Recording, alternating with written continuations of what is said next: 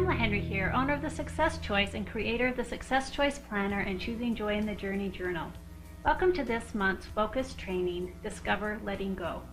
If you want to follow along, you can pull out your current quarter and turn to this month's focus training. It says, Discover letting go. Change often produces unwanted thoughts or emotions. Anxiety about your new future, unresolved regrets, feelings of disappointment, grief, loss of your former identity, etc. So change could be both positive or negative.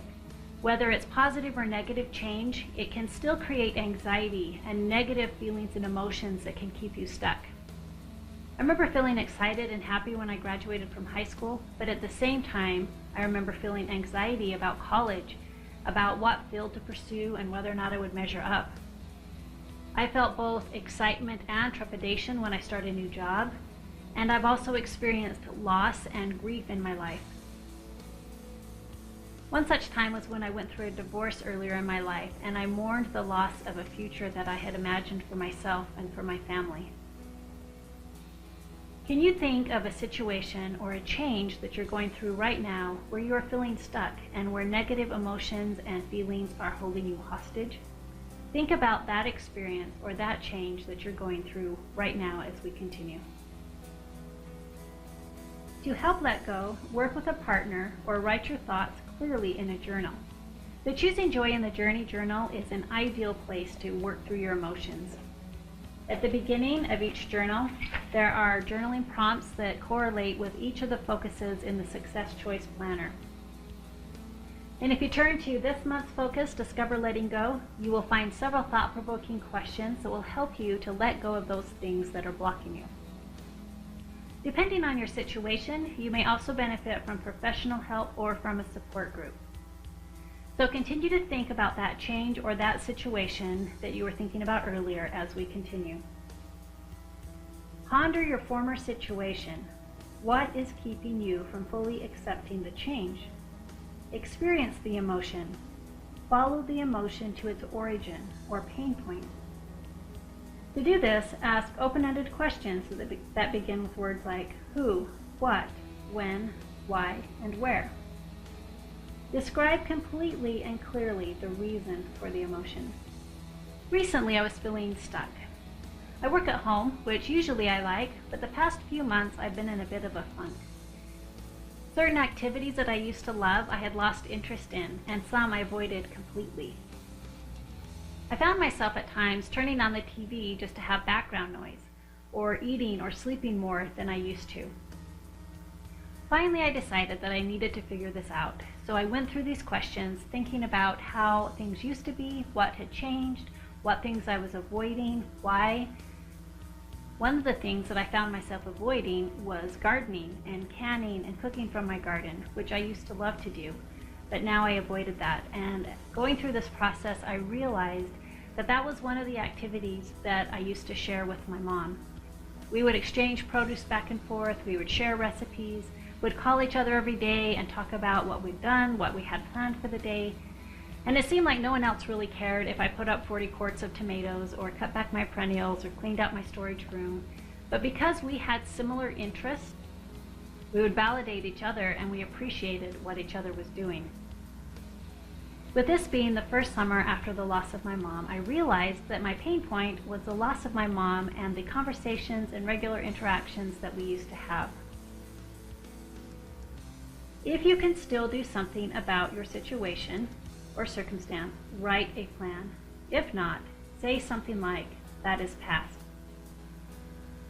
I realized that I needed to work through the grief and then find replacements for the interactions and validation that I had received from my mom. Obviously, I can't bring back my mom, but I can make other connections and find ways to honor her memory. Sometimes we can experience regret over past mistakes or opportunities that we passed up, or we may have been wronged or taken advantage of. Continuing to beat ourselves up or to relive that experience with anger or regret just keeps us stuck. If there is something you can do about the situation, then make a plan and act on it.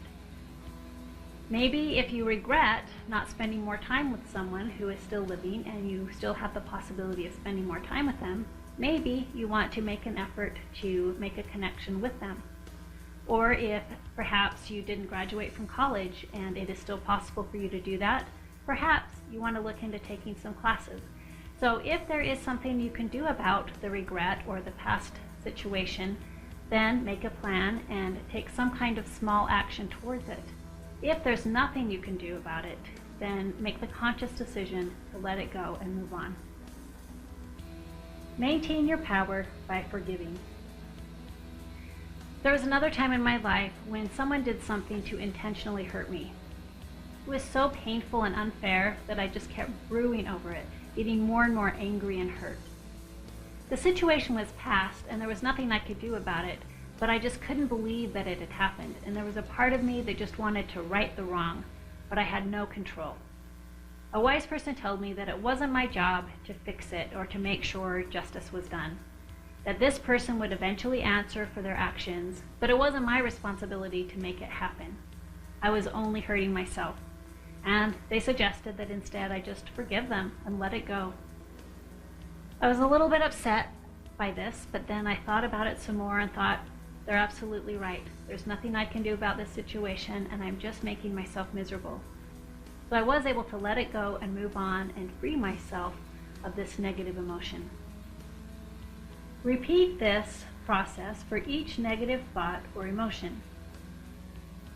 Each time you're feeling stuck, trace your emotion back to its origin, either through journaling and introspection, or maybe with the help of a professional or a support group. And determine to let go of things that you can't control. Usually, when we are focusing on things in our past, we are focusing on things that we can no longer control.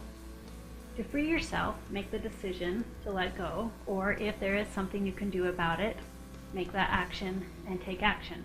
Even the smallest action in a positive direction will help to shift your momentum, and it's important to have a support system to help you maintain and create that momentum.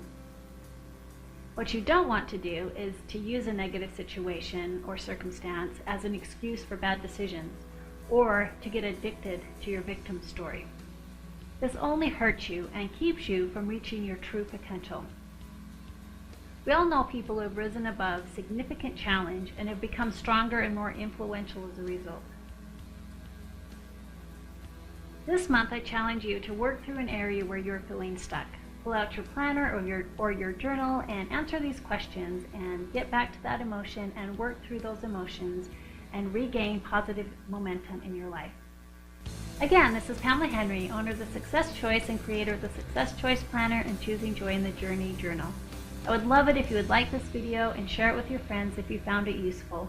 And remember to live your life on purpose, with purpose, choosing joy in your journey today. Have a wonderful day.